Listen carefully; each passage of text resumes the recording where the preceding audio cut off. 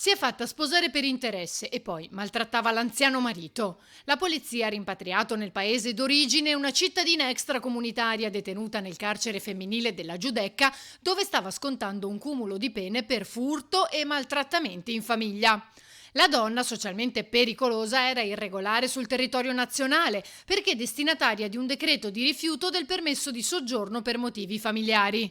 Sbarcata a Lampedusa nel 2011, dopo 2 anni aveva ottenuto un permesso di soggiorno per motivi umanitari, che non le era stato più rinnovato. Nel 2018, dopo essersi sposata, aveva fatto richiesta di un permesso di soggiorno per famiglia, ma il personale dell'ufficio immigrazione, nell'acquisire la pratica, si era insospettito sulla genuinità del matrimonio.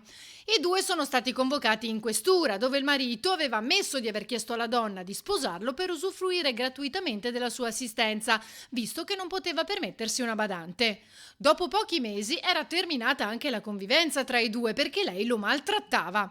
Inizialmente è stata allontanata dalla casa familiare con divieto di avvicinamento, poi portata in carcere.